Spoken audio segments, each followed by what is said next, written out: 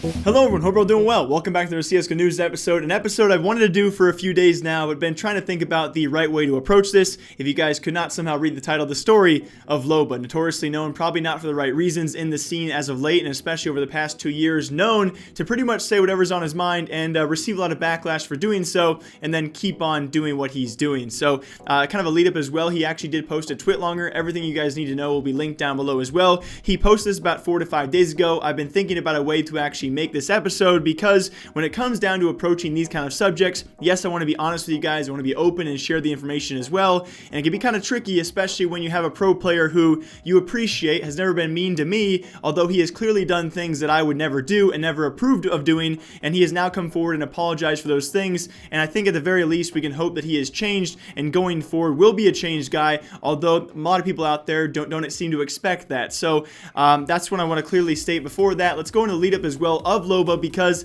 it wasn't always like this, and this is actually stemming from a long time ago. If you guys do remember back in the Imperial days, yeah, that name might not reign true for new CSGO fans out there because they weren't around too long, and along with that, their team has actually currently disbanded, but around the time that Loba actually played for them for a very short period of time, the team was on the rise. They were a team that I was talking about. They came off a DreamHack Summer victory, and they were looking pretty strong with their best player being Esperanto, but the player drama continued. Internal issues were extreme with this roster, because these guys came off a victory, their first pretty big victory at DreamHack. I think it was a DreamHack Summer event, and then shortly afterward, within a month, it was their best player Esperanto who was benched out of nowhere. And so you never see that, right? You will rarely ever see in any esport out there the benching of the best player, especially following a victory, their biggest victory in the organization's history. So you knew the issues were extreme. It was a team actually choosing to bench Esperanto, who apparently had conflict with Crystal. That was their, at the time, IGL. The team actually benched Esperanto. They kept their IGL, which at the time we thought was a questionable call. I think it was, you can really argue both sides of your best player or your established in-game leader, two very vital roles on a team out there.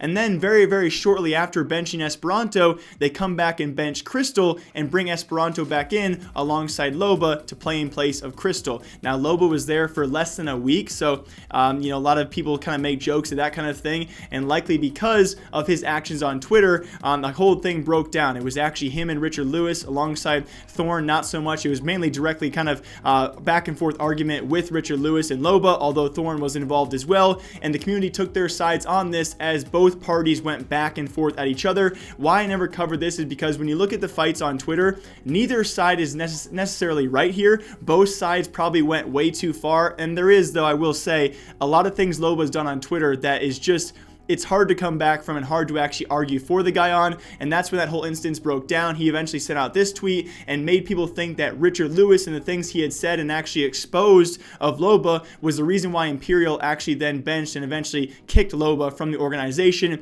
which I think is very clearly not true. Based off what he had said on Twitter, there was no organization at that present moment who would ever continue with that kind of player like Loba with what he's done on social media if they're trying to acquire sponsors, as the new organization was. No organization would stick it out with a guy like that unless he somehow turned around overnight and was an angel on social media and a godlike player in the game, which Loba, quite honestly, was neither. And so I want to make my standpoint very clear. I'm not siding with either party there, but it did make a lot of sense. People blame Richard Lewis for going too far, which I do think he did a lot of his tweets, but there was no evidence whatsoever that he was the reason why they actually eventually kicked him. Whatever came to light was going to come to light, whether there or down the road further. And so if anything, Richard Lewis saved them some time in dealing with this social media nightmare, which was Loba. Now let's fast forward though to now, about 4 to 5 days ago, where Loba made a huge twit longer about this, and here is where I start to hopefully get back on his side, and we'll see what the future of Loba really is. But the big thing here is he then links a slew of tweets out there that he has actually tweeted out ever since 2017. Keep in mind as well, a far majority, if not almost all the tweets I've seen so far in this album, which I will link down below if you guys really want to look through it,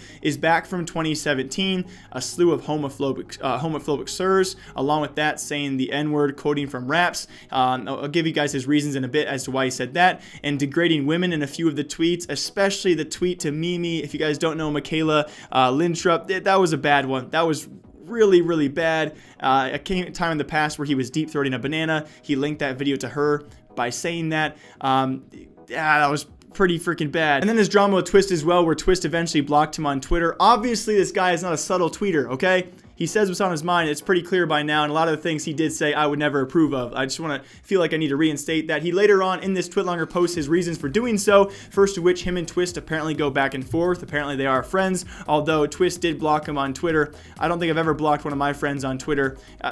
Curious still about that. No comment about the homophobic slurs as well as to why he did that. The N-word, why he actually tweeted those. They are actually quotes from the rappers he does love, rappers as well he has tattoos of. Still probably not the best excuse to do so. And then very lastly, his thing to Mimi was probably, of course, the most vile of those tweets so far. It was pretty blatantly a bit degrading sexually for her, I imagine. But still, apparently they are friends. She did forgive him, but she also did ask him to actually write that apology. So apparently those were his reasons as to why everything did happen. I will give him the benefit of the doubt in doing so. He did finally come forward and apologize for all he's done. And the question I have for all of you guys now watching, is it too late for Loba? And I think I'll end it there. You know, one thing I want to say is I still consider we could be friends. I have nothing against the guy. Never been mean to me. He has now come forward about what he's done wrong in the past, and you really can't ask too much else from a person as long as they do change.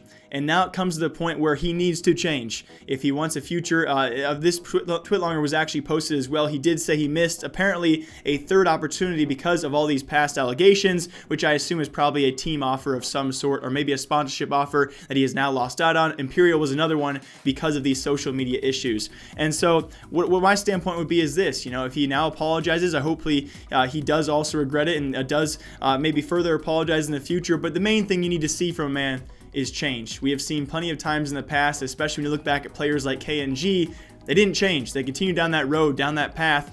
He has now luckily avoided some controversy for quite some time, and Loba likely needs to do the same and just kind of re-gear the entire social media attempt. I'm very curious what you guys think about this. I think the community has a lot more lightheartedness towards this kind of thing. I don't think a lot of people out there see how bad these tweets were, although they are pretty bad when it comes down to whether what you guys think, what an organization thinks is going to be very different. When you actually have to sign a person and acquire sponsors over those players, you need to have a player that's responsible on social media. Again, I forgive the guy. I hope the best for his future, and I certainly do hope going forward he is a changed man. We will now see, though, the future of Loba, but here's been the story of Loba in the past 2 years and his weary ride. Hope you guys all enjoy. As always, my name is Jake. I'll see you back here tomorrow with more CSGO news, and until then, take care, guys.